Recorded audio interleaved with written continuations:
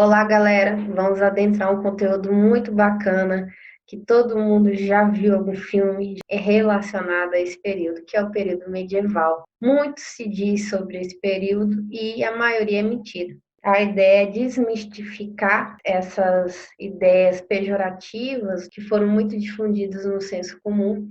Bacana? Então vamos lá. Primeira coisa, a igreja é a instituição mais poderosa, não só pelo fato de deter a palavra de JC. Então, a igreja cristã detinha a posse do texto sagrado do cristianismo, a Bíblia. Por isso que ela vai deter um poder que a gente chama de supranacional, ou seja, independe da nação. É um poder acima de qualquer nação, é um poder divino, cujo o representante chave é o Papa, é o líder da igreja cristã. E é ele, o Papa, que vai fazer o quê? Coroar os reis bárbaros. Lembra lá da aula sobre os povos bárbaros? Justamente. Os reis são coroados pela Igreja Católica, na figura do Papa. Assim, eles conseguem que o seu poder nacional seja legitimado pela coroação de um representante do poder divino. Esse é o ciclo de relação de poder entre os reis medievais com a Igreja Católica. Nenhum rei se torna rei se não for coroado pela Igreja Católica. Então, além de deter o poder religioso, através da posse do texto sagrado e de toda a mitologia e dogma da construção do cristianismo, a Igreja Católica também tem o poder de coroar e de destituir reis. A Igreja Católica vai interferir em outros setores da cultura durante o período medieval. Bacana? Lembra que eu falei para vocês que com o fim do Império Romano do Ocidente, ou seja, com a queda de Roma, a única instituição romana que sobreviveu foi a Igreja Cristã. E ainda vai tentar um diálogo com os reis bárbaros, que vão cada um forjar seus reinos, que posteriormente vão compor os reinos medievais, e o fato de que a igreja cristã sobreviveu ao fim do Império Romano do Ocidente vai fazer um processo de sincretismo com os povos bárbaros. Lembre-se que os povos bárbaros não eram cristãos. Então, esse processo de relação com a Igreja Católica vai fazer com que os reinos bárbaros se apropriem não só da religião cristã, mas outros aspectos políticos e culturais advindos do Império Romano do Ocidente. Pelo fato de ser uma estrutura política romana, a igreja ela tinha uma certa unidade dentro do grande território que era o Império Romano, se a gente for pensar da Bretanha até os confins do Oriente Médio. A igreja cristã ela dividiu essa autoridade em três figuras: o Papa, que é a autoridade máxima, e ele que exerce diretamente o controle sobre o continente europeu, ou seja, onde é a sede da igreja cristã, e existiam outros dois patriarcas. Por que patriarcas? Vem de pai. Por que pai?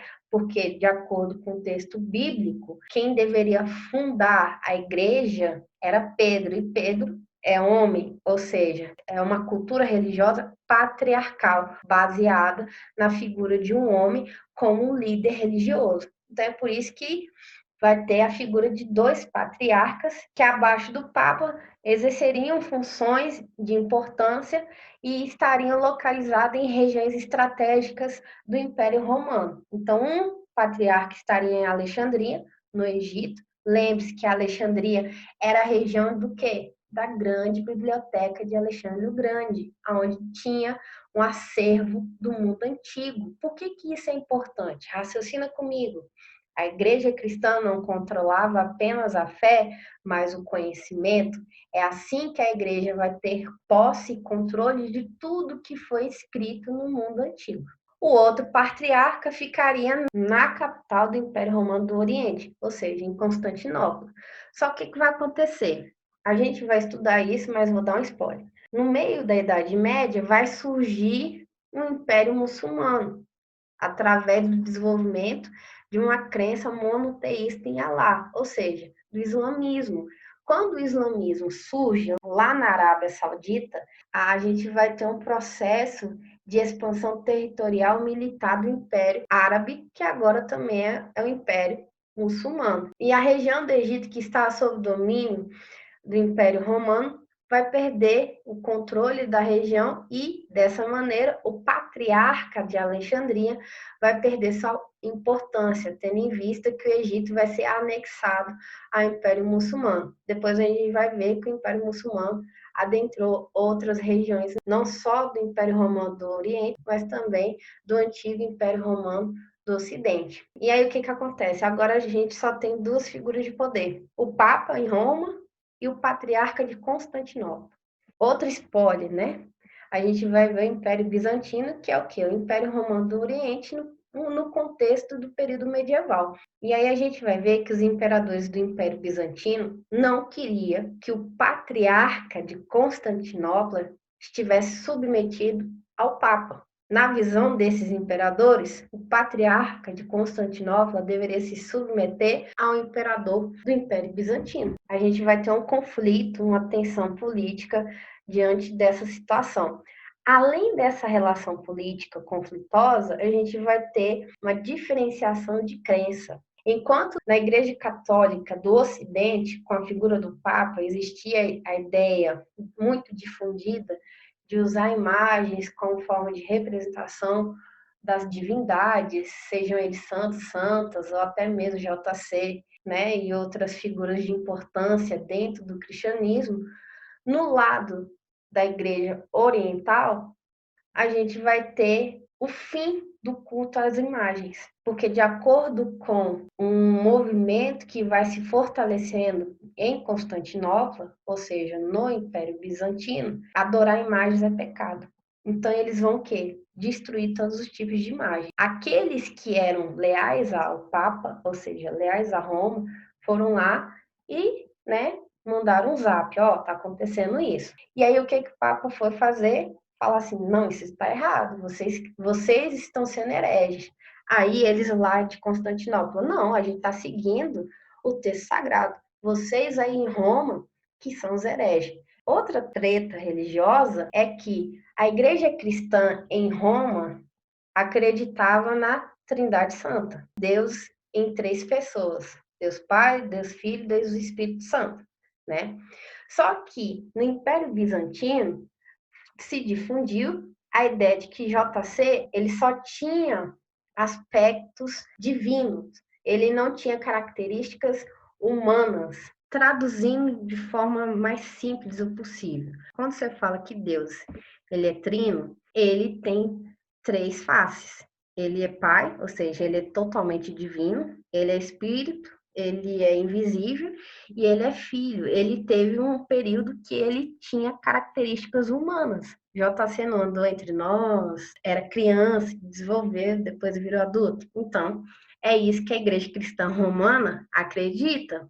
Só que lá em Constantinopla se desenvolveu a tese de que não, Deus, ele não é trino, ele é uno. E a sua unidade está na sua divindade. Tá aí a grande treta entre Roma e Constantinopla. E isso vai levar a uma ruptura entre a igreja romana e a igreja de Constantinopla.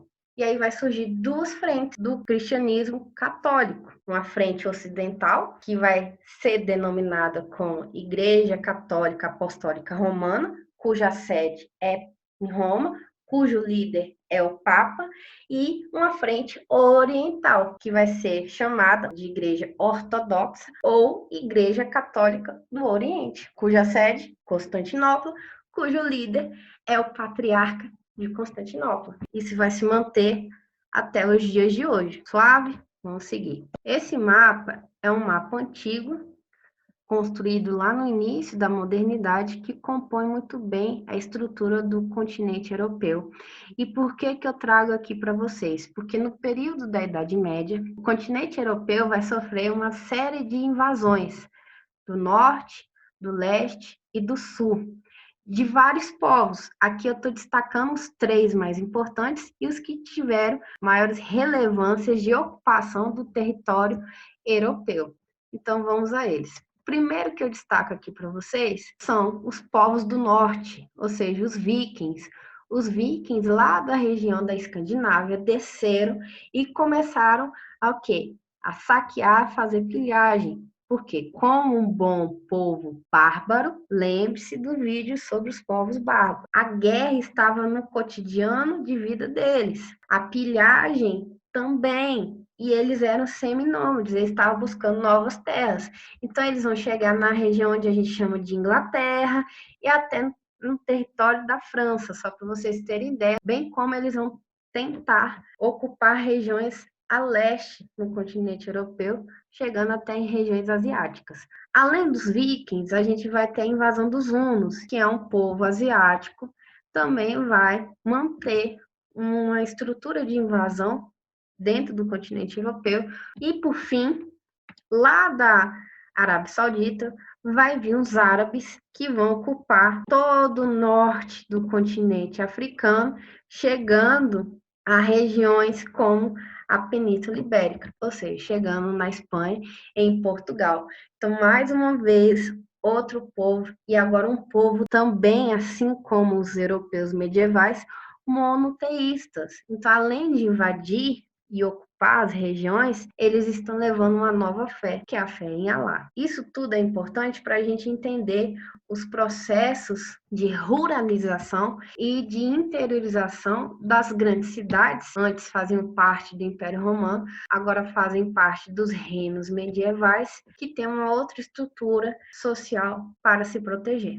Muito bem. O que é o feudalismo? É um modo de produção onde a terra é a principal fonte de riqueza e de sobrevivência da população. Só que o feudalismo não surgiu da noite para o dia e não caiu do céu. Faz parte de um processo de transmutação e de sincretismo de certas atividades que já existiam no mundo antigo. E aí eu destaco aqui para vocês duas formas de produção que já existiam na antiguidade e que são responsáveis pela elaboração do que a gente vai chamar de feudalismo. O primeiro delas é a ideia de clientelismo. O clientelismo foi desenvolvido dentro do Império Romano. Lembre-se disso. Lembra que eu falei para vocês, na estrutura social de Roma, tem uma classe social chamada cliente, que era aqueles ex-escravos que não tinham para onde ir, ficavam na terra dos patrícios em troca de proteção, trabalhavam na terra. Isso era o clientelismo romano. Se a gente for olhar, os povos bárbaros, principalmente os povos germânicos que habitavam o continente europeu, que estavam fora do controle do Império Romano, eles tinham uma relação econômica muito fortemente voltada para o campo. As principais atividades desenvolvidas por eles eram o pastorio e a produção agrícola. Então, juntou uma prática romana com a prática germânica e se difundiu o feudalismo europeu, ou seja, o processo de ruralização social. Então, os europeus vão sair das grandes cidades romanas abertas, ruas enormes, espaçosas, e vão se esconder o mais possível nas regiões de interior para fugir e se proteger das invasões, principalmente vikings, dos hunos e dos árabes. A relação de produção é baseada no trabalho servil. Ou seja, você trabalha na terra em troca de proteção. Aí você fala, pô, mas isso é clientelismo, mas tem uma diferença. Além de você trabalhar na terra, você vai pagar tributos aos senhores feudais.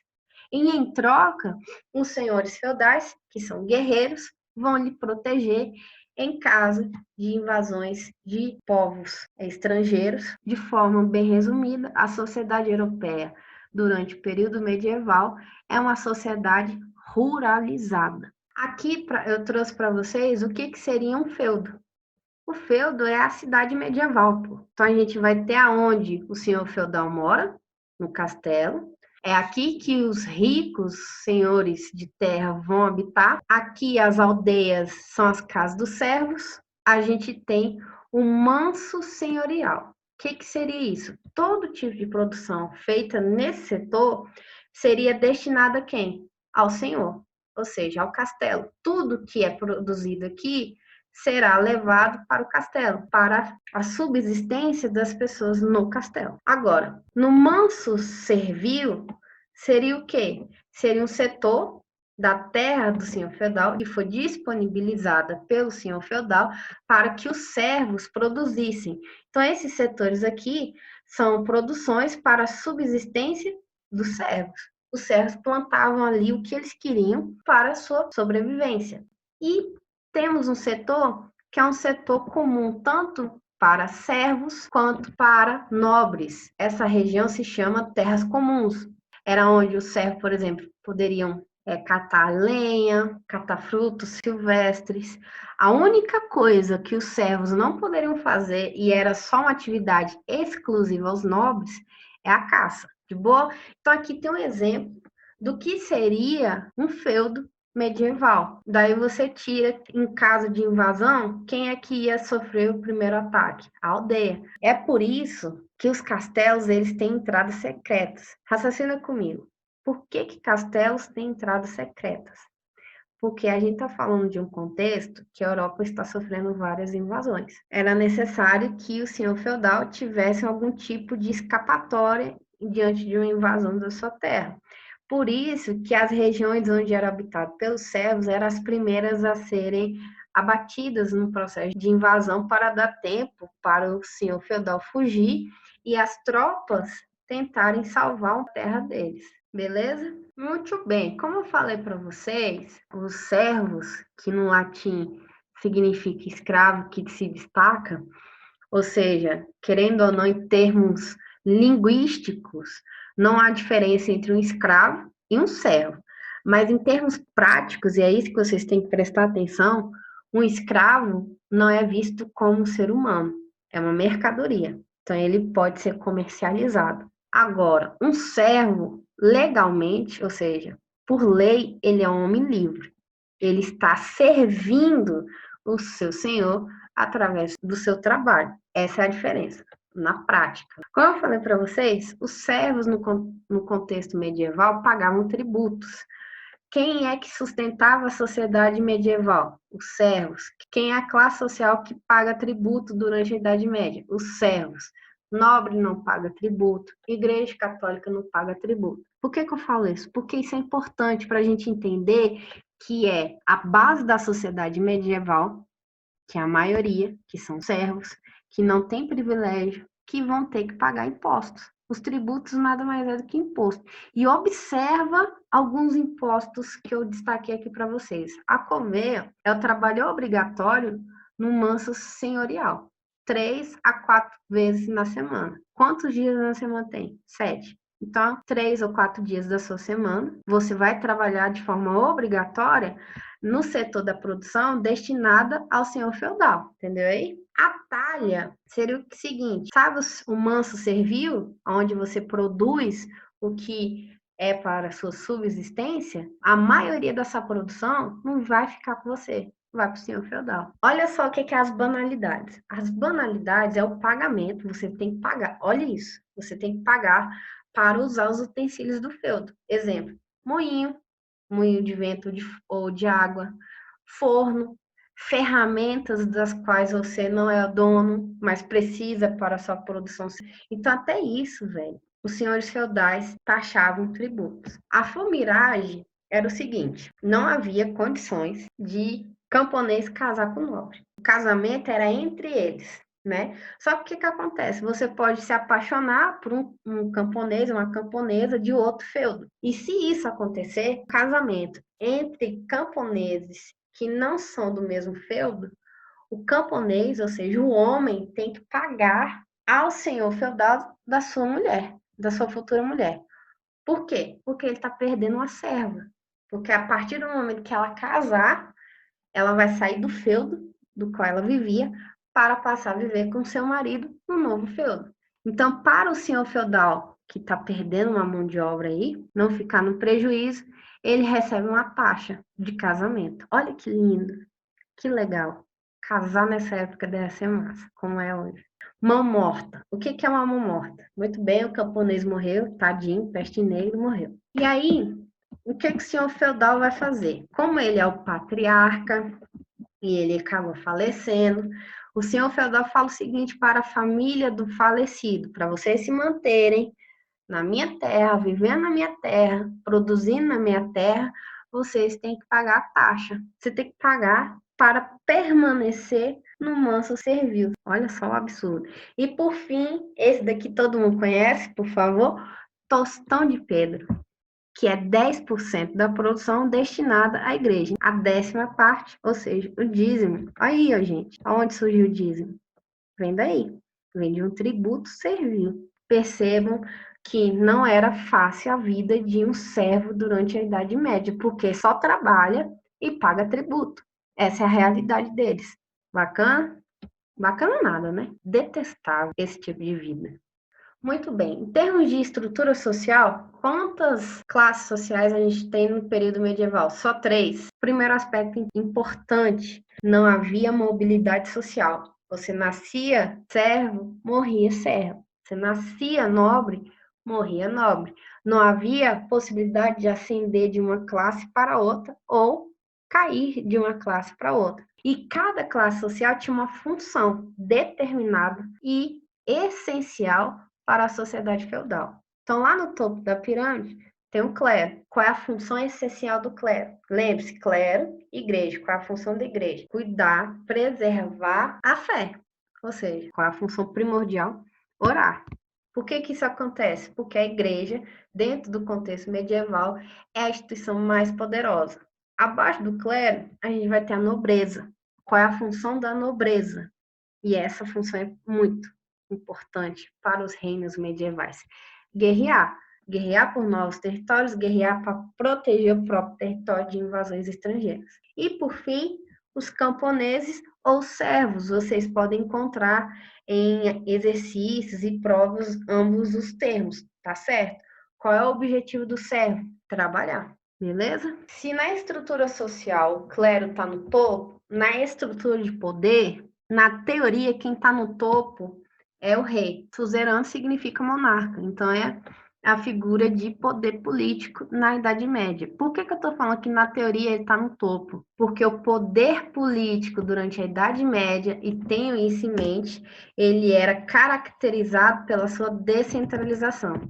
Tem a figura do rei? Tem. Ele exerce a unidade nacional. A figura do rei determina o reino, a extensão do reino, a unidade do reino. Mas ele sozinho não exerce poder político. Ele desmembra a função política nos seus vassalos. Quem são os vassalos do rei? O clero e a nobreza. Então, na prática, entre os dois, quem exercia mais poder político eram os senhores feudais, porque eles eram os donos da terra e eles tinham contato direto com quem? Com os camponeses, que era a base da produção de subsistência da sociedade medieval. Lembre-se, terra é sinônimo de poder, de autoridade política.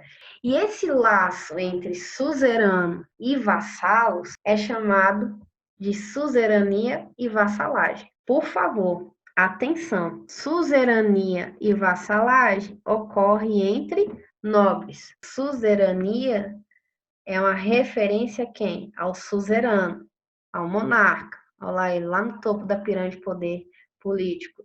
Ele doa as terras. Raciocina comigo. Ele sendo um rei, ele distribui as terras dele para os seus vassalos. Ele não consegue defender a sua terra e não consegue controlar a sua produção. É necessário ter o apoio tanto dos quanto dos pequenos vassalos, os cavaleiros.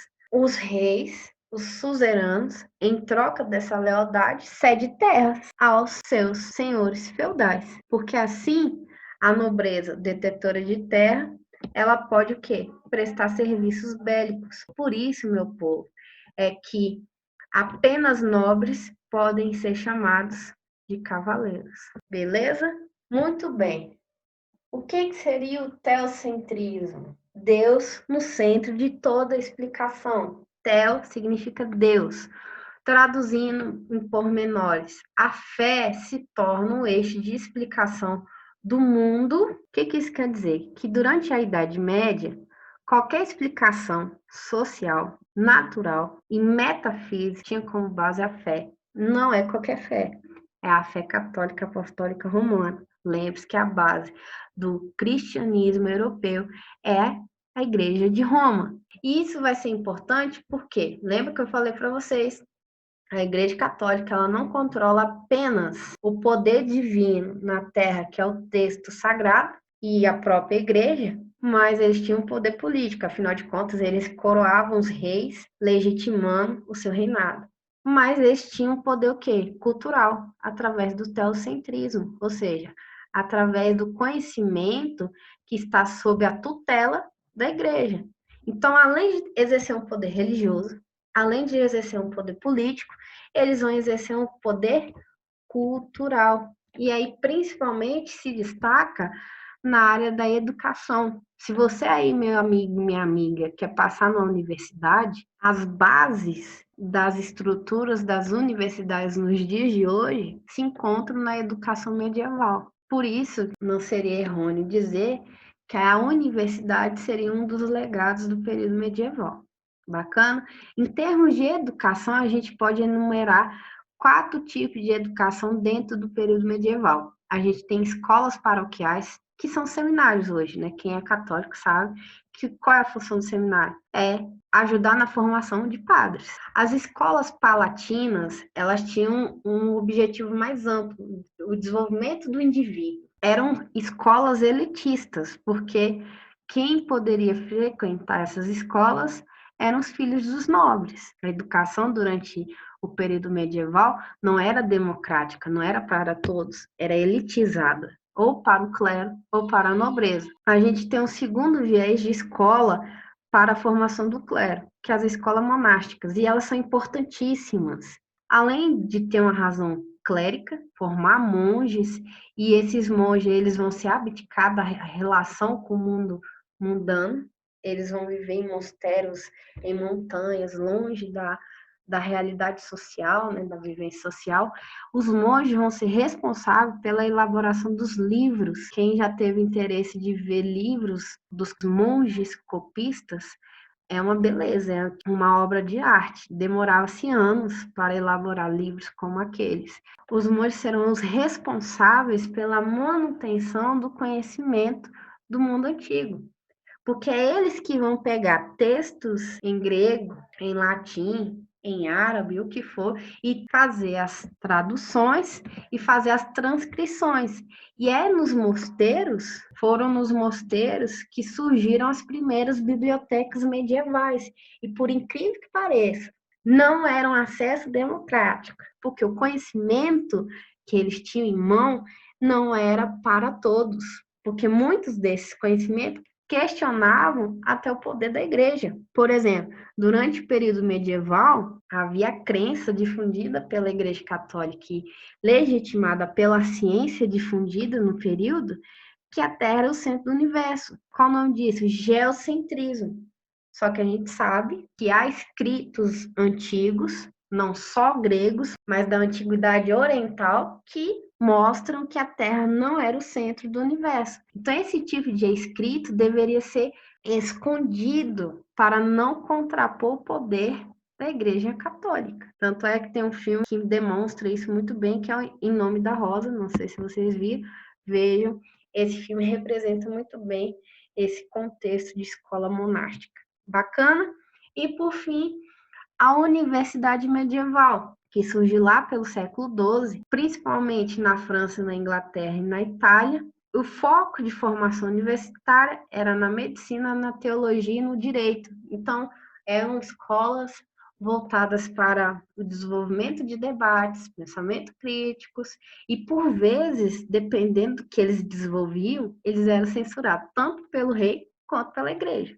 Muita coisa mudou, principalmente no que se refere à criação de novas disciplinas e novos cursos. Bacana? Para a gente finalizar, é bom a gente ressaltar que o feudalismo ele não é uma característica apenas exclusiva europeia. A gente vai ter feudalismos ao redor do mundo. E aí eu destaco para vocês o feudalismo no Japão, que a gente vê similitudes em relação ao feudalismo europeu. Por exemplo, vamos por parte. A primeira que eu quero destacar para vocês é a organização social do Japão medieval. A gente tem uma estrutura hierárquica que vai determinar quem é o topo da pirâmide, o imperador.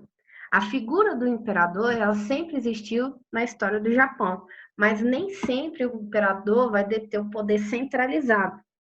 Então, uma das maiores características do Japão medieval, assim como na Europa feudal, é a política descentralizada. O imperador sozinho não consegue governar. Ele demanda a função de governar para outros setores da classe social japonesa.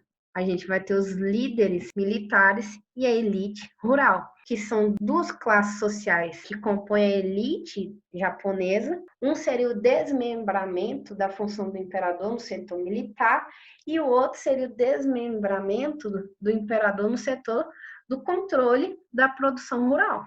Abaixo dessa elite rural, a gente vai ter a milícia rural. Quem era a milícia rural? Era um setor da sociedade que todo mundo conhece, os samurais, que deviam obediência, lealdade à elite rural. E isso demarca uma característica muito importante do Japão medieval. A guerra fazia parte do cotidiano. As elites, sejam elas militares, sejam elas rurais, elas viviam em conflito. Quem tinha um poder bélico maior conseguia ocupar mais terra. E quem tem terra tem poder. Lembre-se que essa é uma das características do feudalismo também no contexto europeu. E, por fim, lá na base da sociedade japonesa, tem os camponeses, com a função trabalhar na produção. A imobilidade social, que é uma das características também do feudalismo. Bacana? Aspectos geográficos do Japão vão legitimar a ideia da descentralização política, porque o Japão é uma região de montanhas e tem vulcões, então tem uma instabilidade terrestre e também tem poucos vales de rios. Então, ter o controle de terras ao redor de rios te faz mais poderoso. Então, é por isso que o contexto da guerra também faz parte do período feudal do Japão. Devido a essas características geográficas, a base da economia do Japão era exclusivamente produção agrícola, principalmente de arroz, devido à condição climática. A pesca, por ser um conjunto de ilhotas, o Japão é rico na produção marítima e o comércio. Já que são ilhas, a produção de navios mercantis para comercializar, principalmente com a Coreia e com a China, era importante para a economia do Japão medieval, diferente do feudalismo europeu, cujo foco da produção era exclusivamente a produção agrícola. Por quê? Porque o comércio marítimo se tornou uma atividade secundária, principalmente devido às invasões de povos, como os vikings no norte, dos hunos no leste e dos árabes na região do mar Mediterrâneo, onde boa parte dos reinos europeus banhados pelo mar Mediterrâneo perderam o controle do comércio marítimo na região. Aspectos históricos relevantes que, assim como a Europa, a formação do Japão, ela era fragmentada em vários povos. Eles denominam clãs. E esses clãs, como os povos germânicos, que são os povos primitivos do continente europeu, eles guerreavam entre si. E o curioso, esse é um dado curioso, a religião primitiva do Japão não é o budismo, porque o budismo ele foi introduzido na cultura japonesa devido à influência chinesa, devido a monges budistas chineses que levaram o budismo, principalmente o budismo Zen, para a região japonesa. A religião realmente japonesa, né, que a gente pode dizer, é o shintoísmo, onde a gente tem a figura da deusa mãe, que é a representação do sol. Não sei se vocês sabem, até hoje o Japão é conhecido como a terra onde o sol nasce. Não é à toa que a gente tem um simbolismo do sol muito marcante na cultura japonesa, e isso é escancarado na sua bandeira, né? Aquele negócio vermelho lá, né, na bandeira japonesa é uma representação do sol.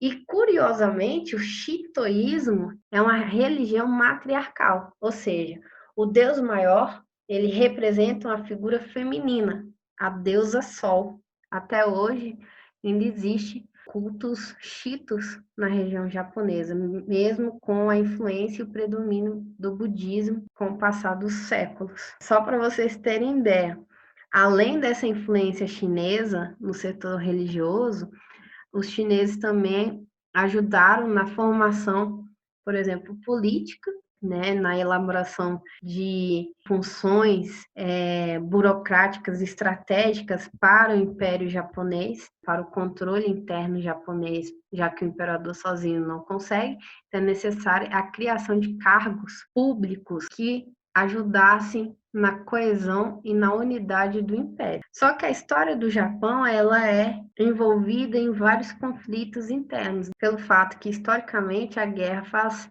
parte da composição dos clãs que formaram a sociedade japonesa. Porém, até hoje o Japão é uma monarquia parlamentar, ou seja, ainda tem a família imperial. O imperador só exerce a função de chefe de Estado e quem governa de fato o Japão é o primeiro-ministro. Então, tá aí alguns aspectos gerais do que foi esse outro feudalismo lá no Japão. Bacana? Diferente do que aconteceu no feudalismo europeu, que acabou lá em meados do século XVI, o feudalismo japonês ele sofreu várias mutações ao longo dos séculos. Sofreu muita interferência externa, principalmente chinesa, mas a manutenção da estrutura feudal ela vai sobreviver até meados do século XIX, quando o Japão começa a se modernizar industrialmente, devido a parcerias econômicas que o Japão estava fazendo com uma nova potência no mundo, no setor industrial, que era os Estados Unidos. A partir de então, o Japão se industrializou e se tornou uma grande potência no continente asiático. Galera, então é isso. Espero que tenham gostado. Por favor, aprofundem tudo que foi dito na videoaula no caderno de vocês, façam os seus esquemas, façam seus resumos. Se tiver dúvida, entre em contato, que assim que der eu respondo, mas não deixe de aprofundar os conteúdos abordados. Lembrando que esse é o primeiro vídeo sobre o período medieval no continente europeu. A gente só viu a formação do feudalismo, ou seja, a parte que a gente chama de Alta Idade Média. Em outros vídeos, a gente vai abordar o declínio do feudalismo, ou seja, a Baixa Idade Média. Aqui eu trouxe um anexo, aqui eu trouxe uma curiosidade a mais, que foi o feudalismo no território japonês. Bacana? Então, estudem e até os próximos vídeos. Tchau!